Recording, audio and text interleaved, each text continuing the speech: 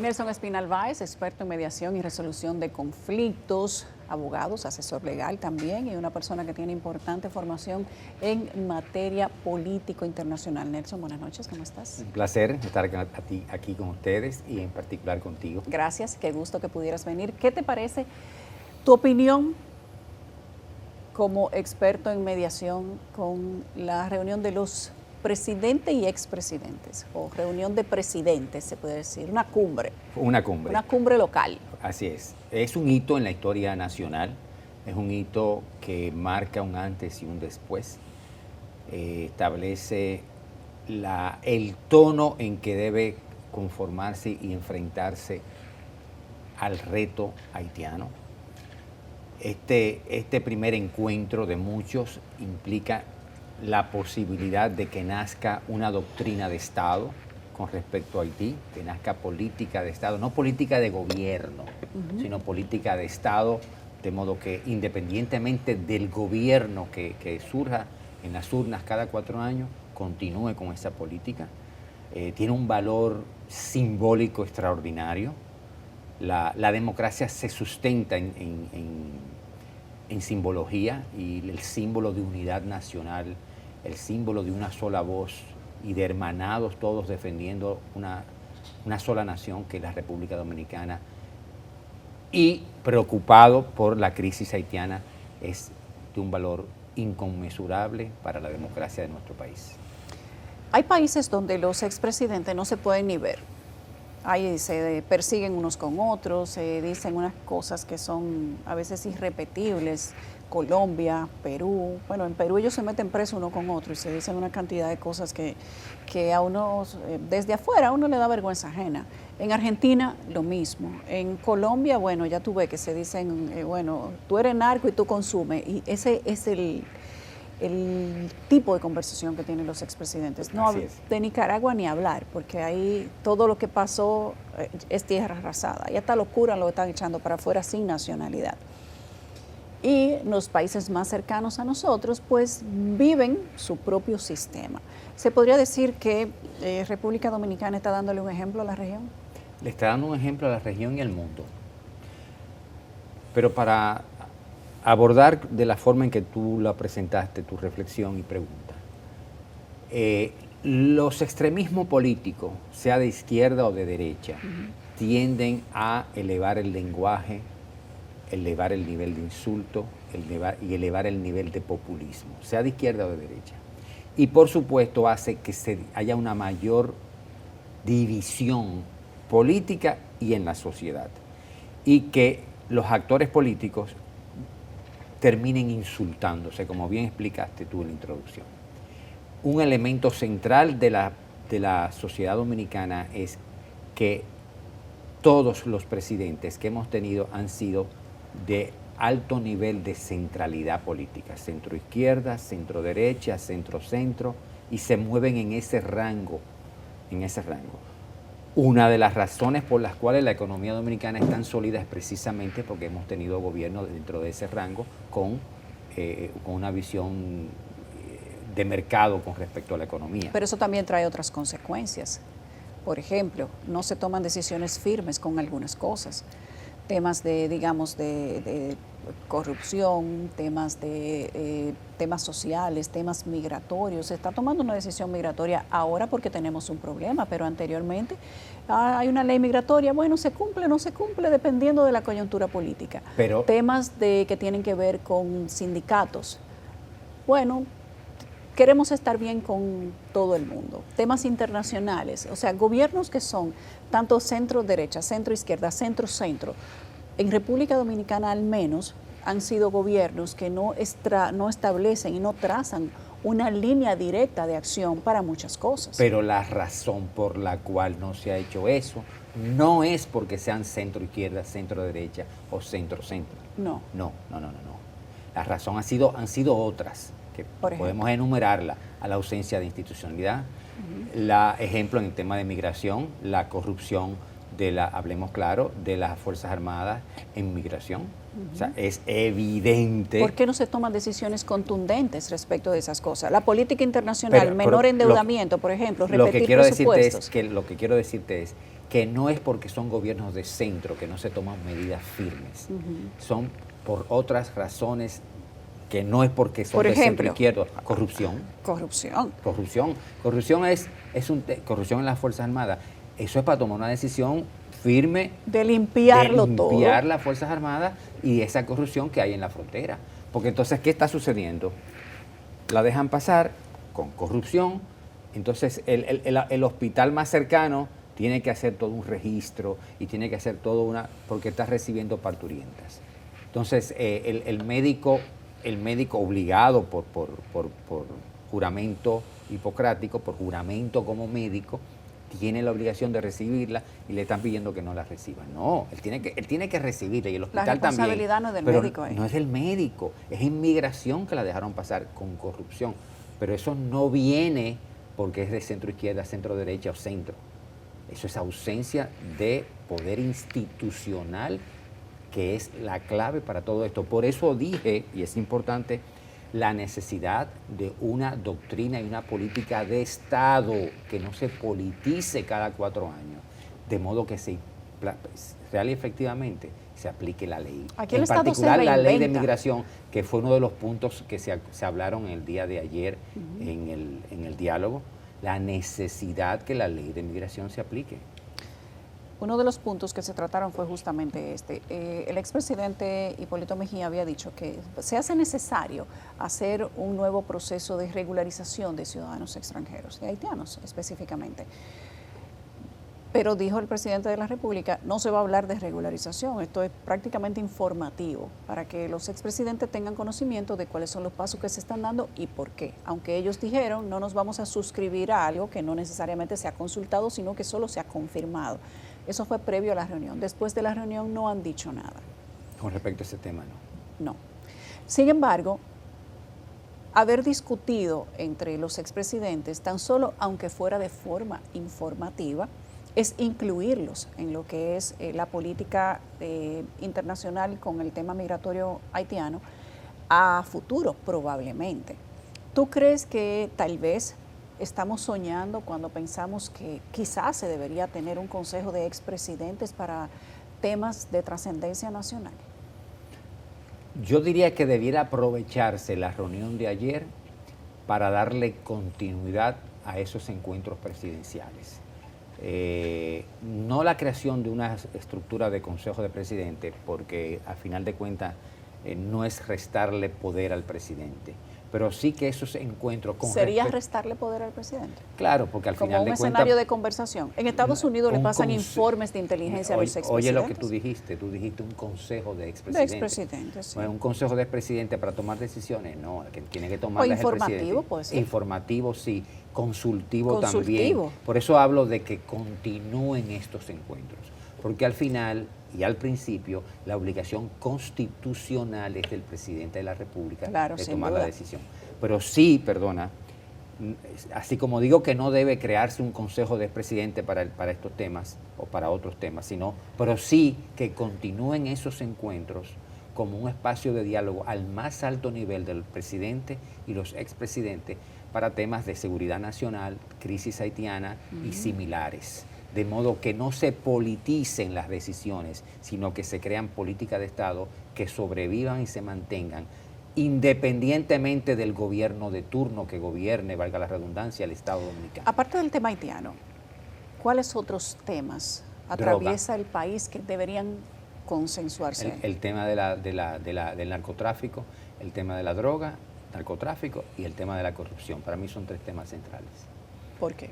¿Por qué con ellos? Porque, por ejemplo, ahí estaba uno que le metieron 2 o 3 de los hermanos presos y estaba ahí tranquilo, sentado, jugando su papel, digno el papel de Danilo Medina. Lo hizo muy digno. Sentarse ahí con el presidente del gobierno que le metió presa a la familia, ojo. A partir del enero del 2017, este país se movilizó por un tema aspiracional con respecto a la transparencia, la institucionalidad y todo aquello.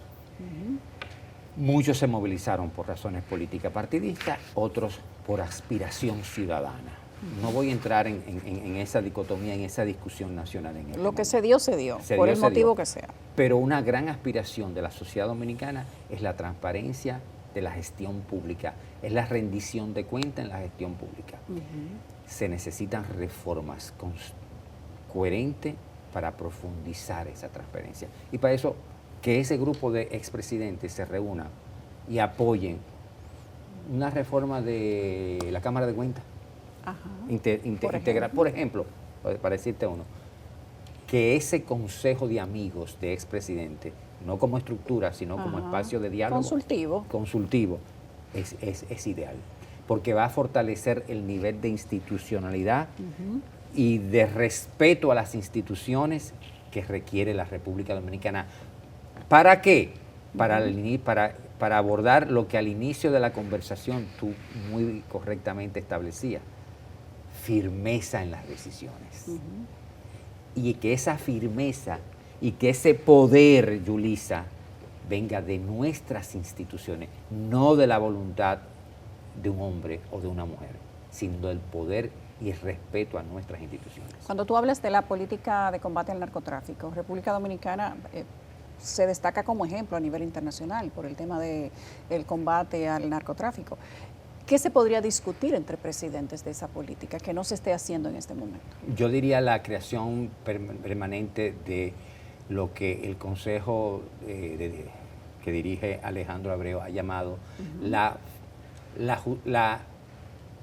creación de apoyo directo a los jóvenes marginados a los jóvenes de nuestros barrios marginados.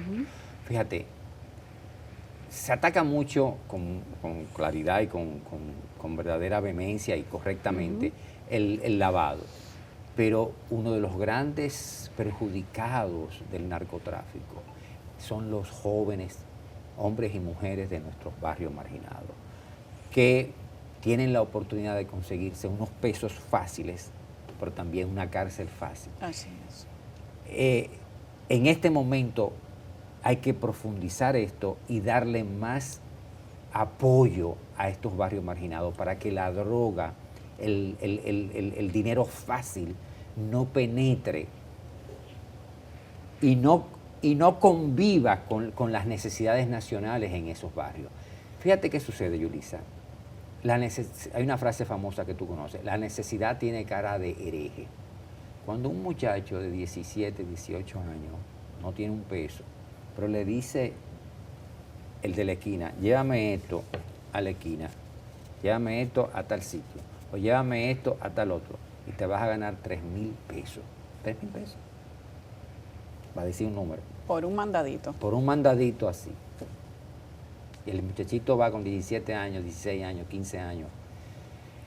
Se le abre un mundo y no es verdad que va a dejar de hacer lo mismo otra vez. Entonces, esa política a nivel de los barrios para mí es demasiado importante, demasiado humana, demasiado el sostén de una sociedad está en que esa juventud crezca con posibilidades de crecer económicamente sin hacerlo mal hecho. Y ese espacio hay que dárselo, esa oportunidad, esas políticas públicas en ese sentido. Si tuviéramos que hablar, por ejemplo, ya me dijiste que narcotráfico, pero ¿y endeudamiento? Política de endeudamiento del país. ¿Sería un tema que cabría entre los expresidentes? Sería un tema que habría, pero yo invitaría a economistas adicional a ellos. A decir, porque ahí es un tema que no es solo político, es un tema que merece... A ver, que es una pena que no esté nuestro amigo Jaime y comparten esto.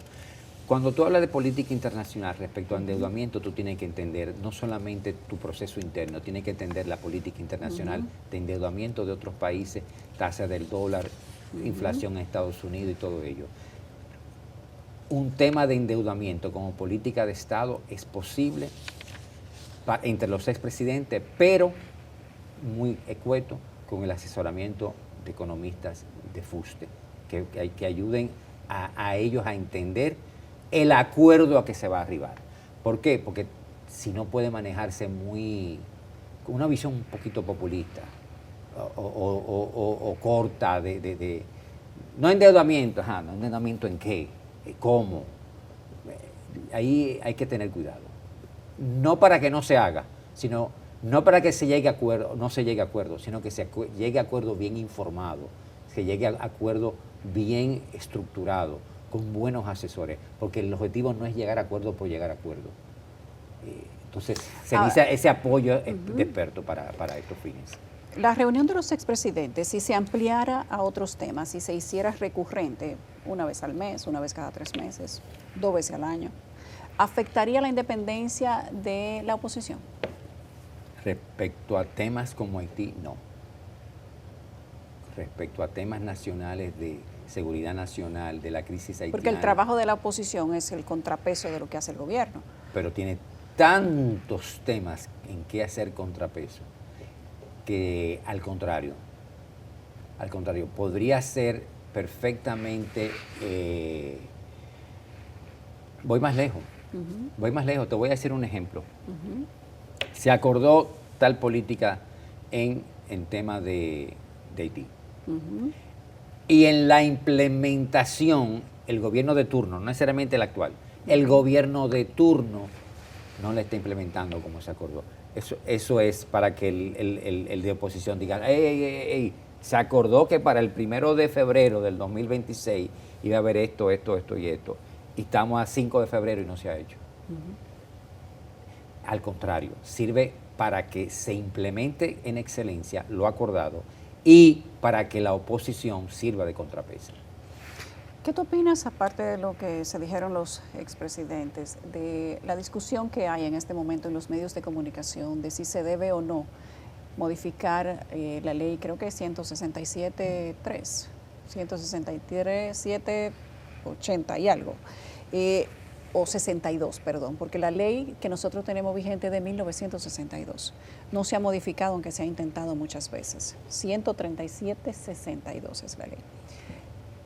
Pero los últimos ejemplos que hemos tenido ayer, hoy, antes de ayer, la semana pasada, hacen que uno se sienta en una especie de zona gris. Bueno, no debe de haber censura, pero la verdad es que algunas personas se están extralimitando.